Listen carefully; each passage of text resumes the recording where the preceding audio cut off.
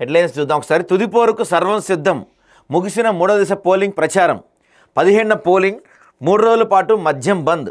ఉదయం 7 గంటల నుంచి మధ్యాహ్నం 1 గంట వరకు పోలింగ్ ఉండబోతుంది. 182 మండలాలు, 4157 గ్రామ పంచాయతీలు, 28,406 వార్డుల్లో పోలింగ్ జరగబోతుందండి రేపు.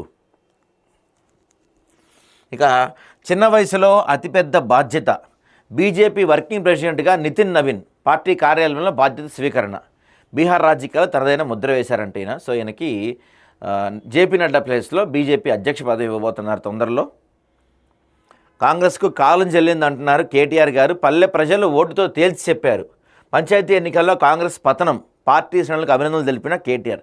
దీని గురించి కొంచెం మనం డీటెయిల్గా మాడాల్సిన అవసరం ఉంది. అది నిజంగానే ఆయన చెప్పింది. పల్లెల్లో కాంగ్రెస్ని లాగిపెడతానంటే కనిపిస్తుంది.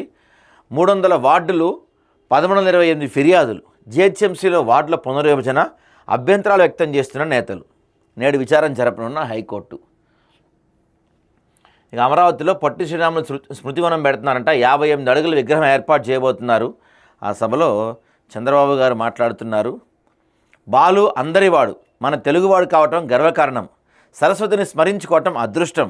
బాలు విగ్రహావిష్కరణలో మాజీ ఉపరాష్ట్రపతి వెంకయ్యనాయుడు గారు చెప్తున్నారు. నిన్న సీఎం ఎందుకు రాలేదు మరి దానికి. మోడీ గారు జోర్డాన్ వెళ్ళారంట. జోర్డాన్ ప్రజలు, భారత సంతతి ప్రజలు ఘన స్వాగతం పలికారు. గ్రామీణ ఉపాధిలో చట్టం రద్దుకి యత్నం, దాని స్థానంలో కొత్త బిల్లు పెడుతున్నారంట. దాని పేరు వికసిత భారత్. దీని పేరు మార్చారని రకరకాలుగా వినపడుతుంది.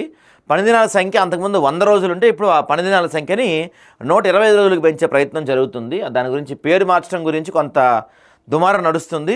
భారతదేశంలో గాంధీ పేరుని మర్చిపోయేలా చేయాలని, గాంధీ ఆనవాళ్ళు తుడిపేయాలని బీజేపీ ప్రయత్నం చేస్తుందని చెప్పి కాంగ్రెస్ పార్టీ వాళ్ళు ఆరోపిస్తూ ఉన్నారు.